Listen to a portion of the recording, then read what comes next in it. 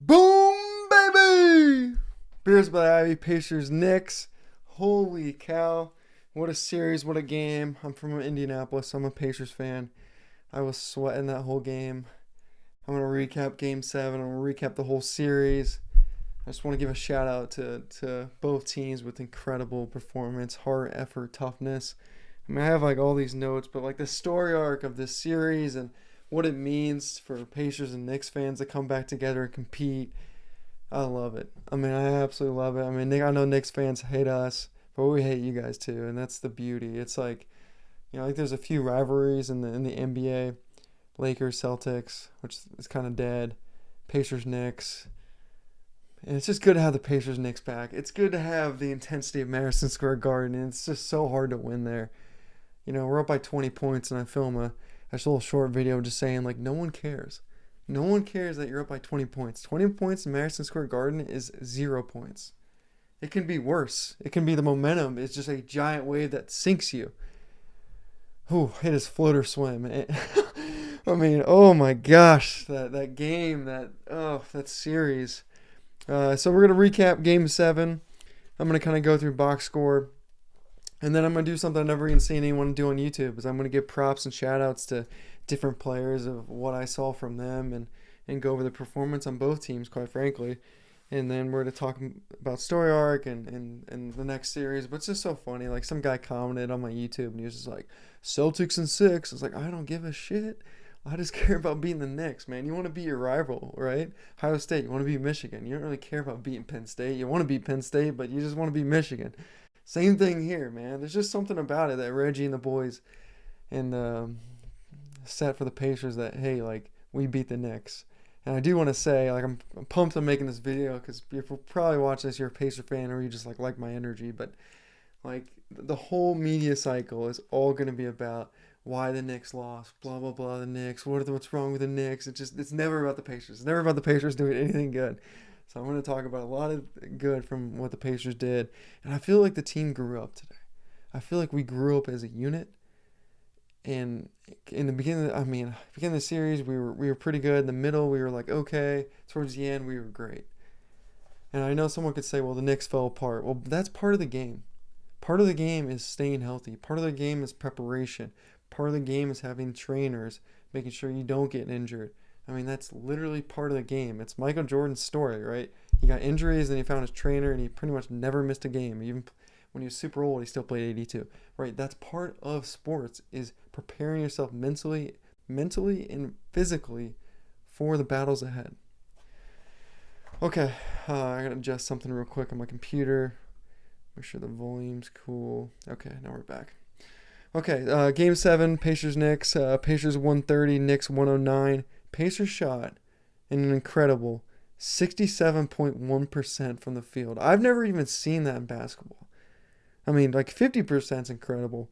67.1%. I mean, that ball was falling from start to finish. I mean, it was boom, baby, boom, baby, boom, baby. It was just, oh my gosh, that was entertaining. Knicks, 42%. I'm going to go through the box score here. Siakam, 20. Nemhard, 20. Halliburton, 26. McConnell, 12. Naismith, 19. Turner, 17. Essentially, every single Pacer starter had double figures. All five of them. Just incredible. Knicks, Brunson 17, left the game early. DiVincenzo 39. That guy shoots, man. He shoots, and when he shoots, that ball goes in. It goes in with like some intensity. You gotta like what you're seeing there if you're a Knicks fan. He's a player. Hart 10, injured, but still gave full effort. Respect that guy. Hardenstein 0, but man, he like hangs out around the free throw line and just zooms in and gets the rebound. I was just like freaking out. I was like, Turner, box out. Oh, that guy's got Hart. And then Burks, man. That guy, like, who is that guy? It's just like the bench player. Burks, 26. I mean, if he's on like a 1-year deal, he's going to get paid by someone. Or if he's not, he's like some young guy like the Knicks. Burks, 26 points. Fearless Game 7. Taking it to the Pacers with 26 points. Man, that was impressive. All right, let's go through kind of things I learned and tips and tricks I've learned through like watching these guys and the pros and cons and all that. Halliburton, big series for him in his career, right? I feel like it was the first time for him to really like step up and have to be a leader on a stage like that. And like being in the regular season, being like a person who scores points, passes, leads the offense is one thing, but doing it when the pressure's on, doing it in Madison Square Garden is a whole nother thing. I think I ripped him. I think after game 3, I did a full video ripping the entire Pacer team, even though we won. I just felt like we were so flat. But I felt like this series, he really stepped up. I feel like there's still a balancing act with him on how to be a facilitator but also score at the same time, when to take shots, how to be a leader. One thing I loved about him, and I did make a short telling him to stop like smiling around, but his enthusiasm for competing today was freaking awesome. Just absolutely awesome. So happy for him, happy for this win for his career, and I hope it just elevates him to another level of higher standards. Siakam, ups and downs. I mean, he couldn't hit a free throw in the beginning of the series. That was driving me crazy. But he balled today. I mean, he was there when we needed him most. I mean, he literally stepped on their throats to kick off the game. So that was just incredible. And you know what he also brings? He brings this, like, calming presence of, like, hey, I've been here before. I've won championships. This moment's not that big. And honestly, we need somebody from the Pacers to do that. Because Madison Square Garden, as I keep saying, is quite the venue. I mean, it's so much fun just watching their fans. I made a video prior to even like the playoffs that was like, I look forward to the Knicks being in the playoffs because just watching their fans stand up at any big moment. I mean, their whole section, the bottom section, just stands up. It's just such good TV. It is such good TV. McConnell, man, I put dog, heart, soul, intelligence. I mean, this guy, if you're a Knicks fan, you gotta hate him. And you gotta respect him, but you gotta be like, man, that guy, McConnell, just quick. Man, gets those points when you need them. Gets the points like when, we could have a flat run, then he comes in with a little like, 10-foot fadeaway, sneaks around the center, reverse layup. His defense on Brunson from the start, game 1, was amazing, infectious, incredible. I just love everything about his game, and I'm so glad he's on the Pacers. I even thought about getting his jersey, but I'm like, maybe I'm too old to buy jerseys. But geez, like, we need him. Like, we need him. So, yeah, I love his game. Nembhard. I feel like Nembhard, I mean, he earned my respect this series, quite frankly. He kind of looks like a guy who, like, doesn't talk. He's, like, super quiet, but he had a few buckets today, and even the whole series, like, that were huge. Like, obviously, he hit that game-winning shot. But there was numerous times where the ball's stuck in his hand, shot clock's going down, and he either had a pull-up jumper, made it good, or, drove the basket and made some, like, crazy-ass layup. But, yeah, he earned my respect. And honestly, I think he did a decent job guarding Brunson. And, yeah, I mean, I think he did the best he could, but, like, I still think it was overall a good effort on Brunson. Turner, man, Turner is a funny guy. It's like, he'll have like a mistake and then he'll hit some 3-pointer that you like wouldn't think he would hit it. His bounce back mentally was pretty impressive. He also had numerous great blocks. Like, it's so funny. Like, he can't box out a guy, but he can make like, a block on a guard where he has to cover like 15 feet and catch up with him. I mean, it's just, but I gotta say, calming presence. He is one of the older guys on the team. He brought a lot of authority at home, less authority on the road, which makes sense. But yeah, I think all in all, great series. Yeah, a lot of good moments there. Isaiah Jackson. This guy, I had many big buckets, and it's the buckets that you hate. If you're a Knicks fan, you hate to give up. It's like the backup center comes in, McConnell throws him a little dish pass, and he gets like, an and one. Numerous times, many big buckets. I mean, he probably had 10 key buckets in the series that literally kept the Pacers afloat when our starters were on the bench. Just incredible effort. Loved every second of it. Obi Toppin, him and McConnell, especially in the early games of the series, those guys are the only guys playing with like elite energy. Another thing about Obi Toppin I wrote down was his ability to always shoot without fear. I love. And a few of those dunks, he had a dunk where he put between his legs. I mean, that was in a game. I mean, that is just like unheard of. I've never seen that in my life. But yeah, I love the energy and I love the fearlessness of going out there and shooting, off the bench, which, maybe, yeah, you're a professional. You should be able to do that.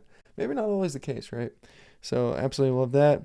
Naismith, I mean, I'll put down won the series. I mean, we were pretty much screwed until he came in and started guarding Brunson.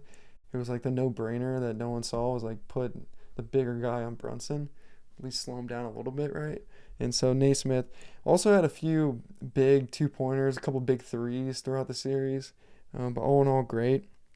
And I got Shepard, rookie, man. The rookie had some big minutes. Had like a strip steal, good patience, didn't try to do too much. Overall, good series, and I could see him being like a really solid defender as he gets older. I do want to talk about the Knicks players. I mean, I gave a lot of these guys props throughout the series because I love their toughness.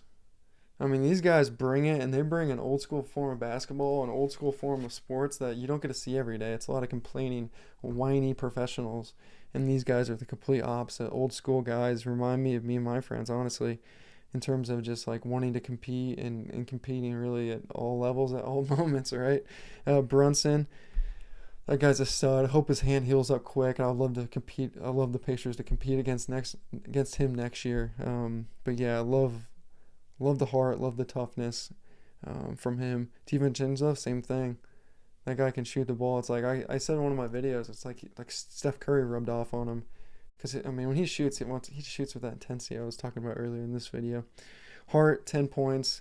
Pretty much played injured. But yeah, once again, that guy just gets the ball. And you just get so freaking upset as a Pacer fan because you're like, this guy's just literally running us over like a running back. You know, like, can we stop him? Can we just be a little bit tougher? You know, why is the small forward destroying our bigs? But yeah, a lot of respect there. Hardenstein, already mentioned, just his sneakiness of getting rebounds just drives you crazy as a Pacer fan or opposing fan. And then Burks, of course, it's like, who's this guy? Who is this guy stepping up playing big in Game 7? Like, I mean, he's playing like he's a starter. Like, I don't know why that guy wasn't, like, in your rotation or why it took Tibbs so long to put him in. I mean, he was literally your best player today was him, or your most electric fan, exciting player was him today. All right, and then lastly, story arc. Like I kind of already mentioned, I just want to recap this, though. Game 1 and 2, close games. I guess what I'm really trying to say with this is the great thing about a 7-game series, I've heard a lot of people say, "Ooh, they should be 5-game." Like Colin Cowherd was like, "It should be 5-game series." Well, I don't know.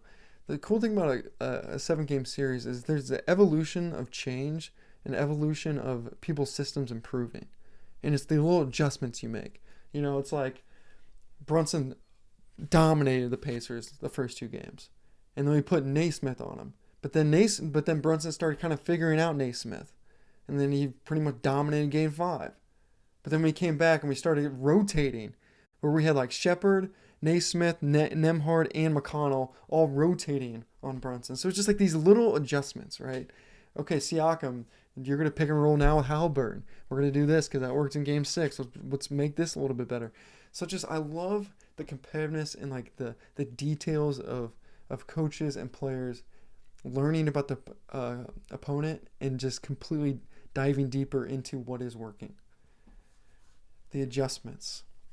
There's something about it. It's the competitiveness, you know. I just absolutely love everything about this series. And I know the Pacers won. If I came on here and the Pacers lost, I would probably say that, you know, I don't even know what my tone would be, quite frankly. I gotta be honest, this is more of a celebrational video. But at the same time, just awesome series, toughness, speed. You had the brunt force of Madison Square Garden and the Knicks. Then you had the speed and the youthfulness and I would say the cheery happiness of the Pacers. Just an overall badass, freaking awesome series that I'm glad existed in sports. And I'm just glad that the Pacers and the Knicks are both fan bases got to be participants of. And I hope that this is just year number 1. I hope next year it's the same thing, and the Knicks gonna have their full team healthy, and they can be like, well, the reason why you beat us last year is because we were injured. I cannot wait for that excuse. I'm looking forward to that excuse, and I hope we play you guys in the same divisional round or even the Eastern Conference next year, and I hope it's just bigger, and I hope it's better. Pacers, Knicks. Pacers, Knicks. Whew! All right, go Pacers. Boston, that's gonna be another grind. That's another great fan base. But once again, you got to beat your rival. Pacers, Knicks. Let's go, baby. All right, talk soon. Like and subscribe. Just getting going here. Appreciate everyone following. Appreciate everyone listening on Spotify and Apple Music, or Apple Podcast, I should say. That's really cool to see some downloads there as well. But yeah, bring the energy. Covering all things sports. Beers by the Ivy. Thanks. Take care.